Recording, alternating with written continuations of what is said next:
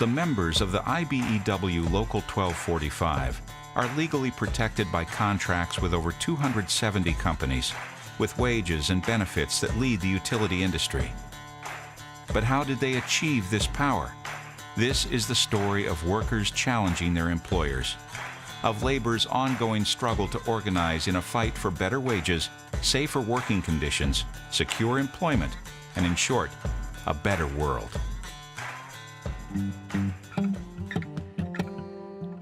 In 1953, Ron Weakley stood at the helm of Local 1245. His top assistant and chief negotiator was Al Mitchell, the former whistle punk who learned unionism from the Wobblies. Mitchell was the mechanic at the bargaining table, building the union contract piece by piece.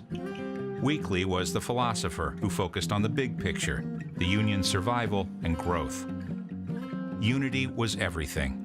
He knew PG&E wouldn't agree to raise wages if other employers were allowed to keep wages low.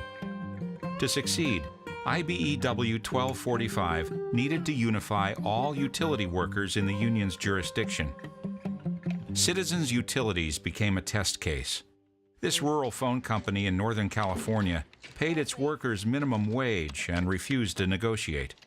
We were able to be a hammer. Our resources were such that we could afford to pay them while they're off, maintain their wages while they're at us.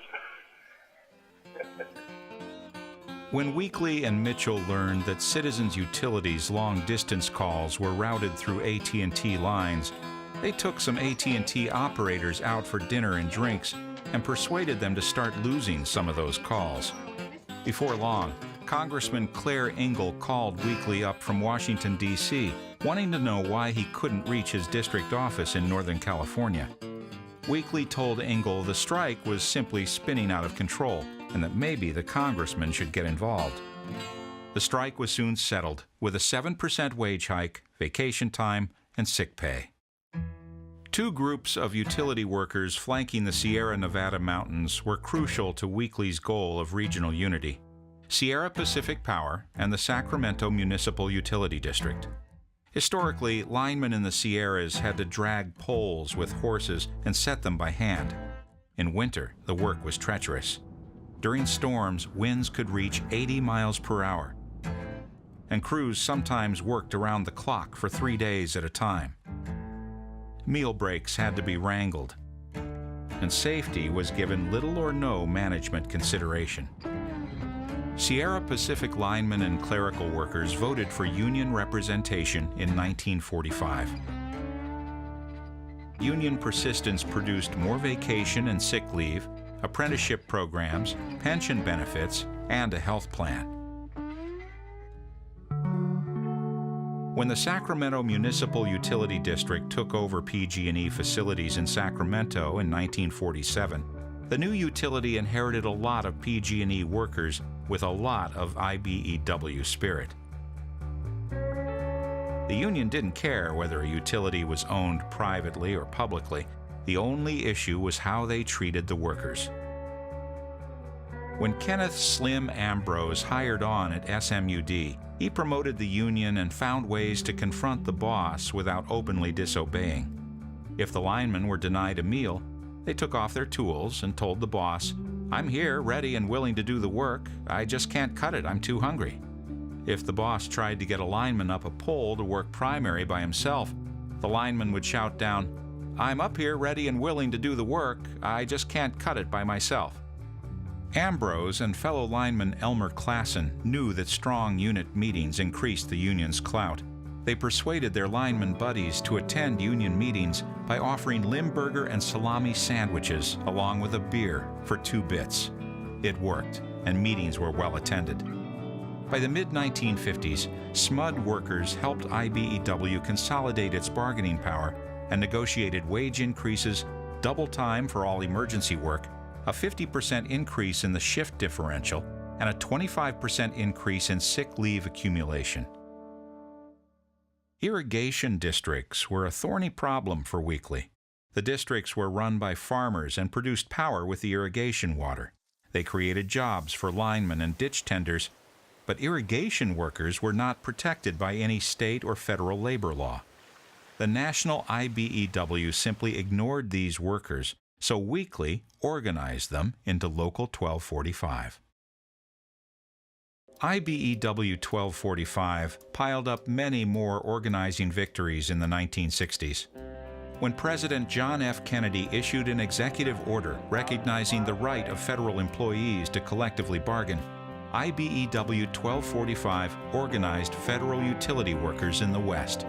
As I considered an industrial union, they want to be organized. We even organized the old naval hospital, the attendants, the porters and the food service workers and everything. And we organized part of the Naval Air District. In fact, the Admiral called me up and wanted me to come out there. He said, "What the hell are you doing in here organizing Navy personnel?" And I said, "Well, we have a right under the federal law that they want to join the union, we'll take them." And we did. Weakley believed that the members should control their union no matter how big it got, and he created institutions to keep it that way. Weakley's proudest achievement was the creation of a policy committee, now called the Advisory Council, which is elected directly by members from the various geographical areas and employers. Under Weakley, IBEW 1245 embraced the inclusion of African Americans and women long before the IBEW as a whole did so. But Weakley's independent course sometimes put him at odds with the leadership of the IBEW in Washington, D.C. On several occasions, the IBEW head office took away the units that Weakley had organized and gave them to other unions. Weakley wanted to negotiate a union security agreement at PG&E. This would assure that all PG&E employees who benefit from the union contract would pay their fair share to keep the union functioning. Corporations had always understood that union security agreements made unions stronger, so they launched a California ballot measure in 1958 to outlaw them. Bosses called this ballot measure the right to work, recycling the language of the American plan from almost 40 years earlier. Workers have another name for these measures to weaken unions. They call it the right to work for less. IBEW 1245 and other unions fought this 1958 ballot measure tooth and nail, and it was soundly defeated. But it still took another 12 years for Weakley and Mitchell to persuade PG&E to sign a union security agreement. Confident that the union was finally on secure footing, Weakley resigned in 1971, 30 years after he first began the organizing drive at PG&E. For the next 6 years, Mitchell maintained and extended Weakley's legacy. He organized dozens more public agencies and private sector companies in the 1970s. His signature accomplishment was the creation of a long-term disability program at PG&E that allowed disabled workers to survive with a measure of dignity.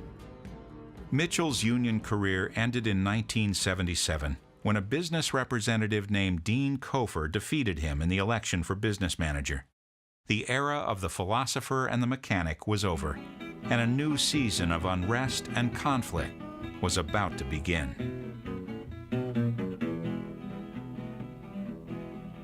There's a better world a-comin', don't you see, see.